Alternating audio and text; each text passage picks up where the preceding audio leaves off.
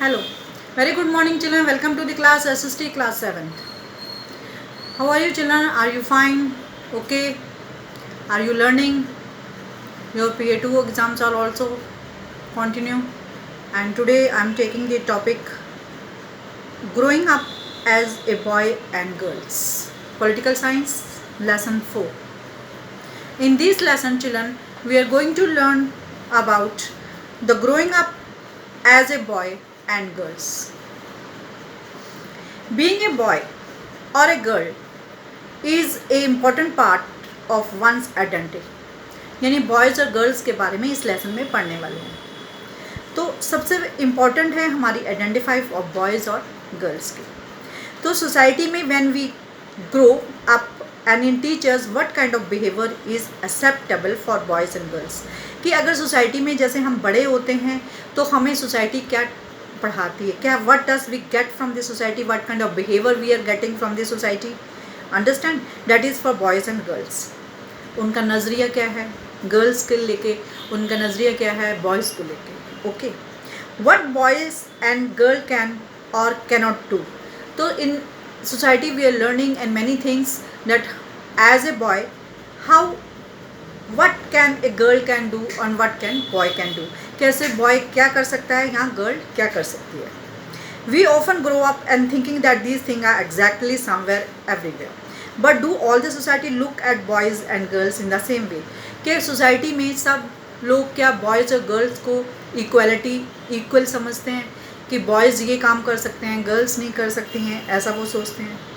तो we will try to answer these questions in this chapter. And we will also look at how the different role assigned by the boys. Boys का different role क्या है, girls का different role क्या है, and prepare them in the future role for a man and women को लेके. And we learn in the most society value man and woman. क्या value है boys की, क्या value है girls की. Different things. The role women play, the work they do and usually used less than the role of men. जैसे लोग सोचते हैं कि boy ये काम कर सकते हैं, वो काम girls नहीं कर सकती हैं, ऐसा सोचना है. तो in this chapter we are going to see the inequality that we are going to learn about man and women and emerge in the area of a work को लेकर. Okay. The topic is growing up in Samoa in 1920. Samoa island एक है, a part of large group of small island है in south part of Pacific Ocean में. तो in 1920 में according to this Samoan society में children did not go to school. तो Samoan society में क्या होता था, चिल्ड्रन जो बच्चे होते थे वो स्कूल नहीं जाते थे. They learn many thing. बहुत सारी ऐसी चीज़ें थे things which how to take a care of children, किस तरीके के बच्चों को केयर करनी चाहिए, हाउस होल्ड वर्क कैसे करना चाहिए, older children from the adults. Fishing was very important उन लोगों के लिए जो आइलैंड्स के पास रहते तो उनके लिए ये एक्टिविटी ऑफ फिशिंग की सबसे ज़्यादा इम्पॉर्टेंट थी. तो इन लर्न अंडरटेकिंग फिशिंग एक्सपेंडिचर सबसे ज़्यादा था. तो learn this things at different point in their childhood. तो चाइल्डहुड में जब बॉय और गर्ल्स ग्रोन अप होते हैं तो वो क्या क्या सीखते हैं, वो क्या क्या लर्न करते हैं, क्या क्या वो काम करते हैं. तो let us see in this. As soon the babies could walk their mother or their adult no longer looked after them. जैसे बेबी कुड वॉक चलना लगता है, जैसे बच्चा छोटा होता है तो चलने लगता है, तो देयर उनकी जो मदर होती थी अडल्ट नो लॉन्गर वो उनको देखती नहीं थी, उनके जो बड़े बच्चे होते थे वो उनको देखते थे. Older than children the young and 5 years old over responsibility. जो 5 साल का बच्चा होता था उनके ऊपर रिस्पॉन्सिबिलिटी होती थी कि जो छोटा सा बच्चा है वो उसको लुक आफ्टर करेगा. Both boys and girls look after their younger.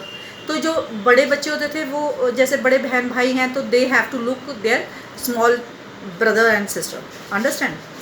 And but at the same time the boy was about जब 9 years के ओल्ड हो जाते थे तो ये joined the older boys. तो बड़े बच्चों को वो ज्वाइन कर लेते थे.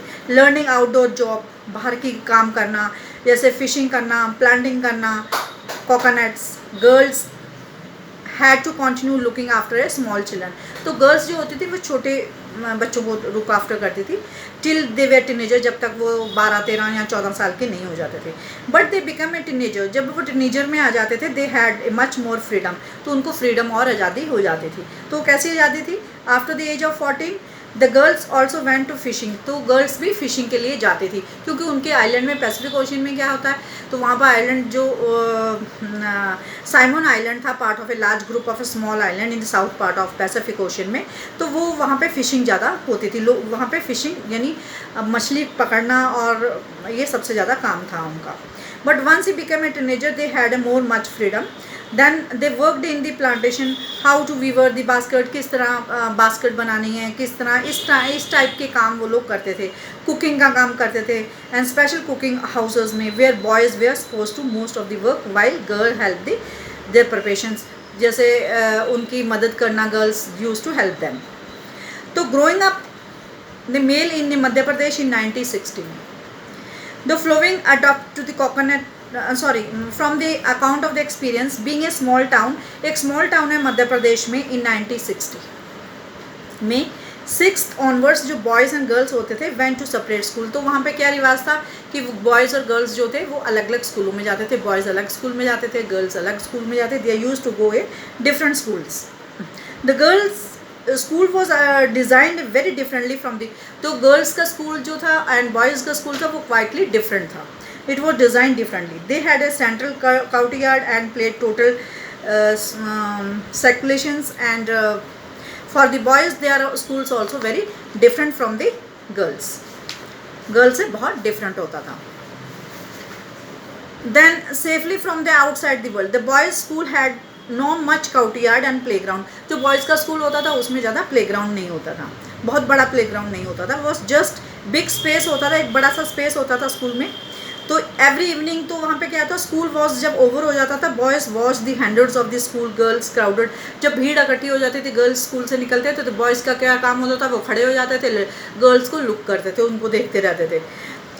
तो जैसे स्ट्रीट्स में देखना ये उनका काम होता था बॉयज़ का। And they looked a powerful purposeful, and this was until the boys were use to street place and stand around the idling, बिना किसी काम के खाली खड़े रहना और वॉचिंग द गर्ल्स, जब स्कूल में बच्चों की गर्ल्स की छुट्टी होती थी तो उन्हें वॉच करते रहते थे।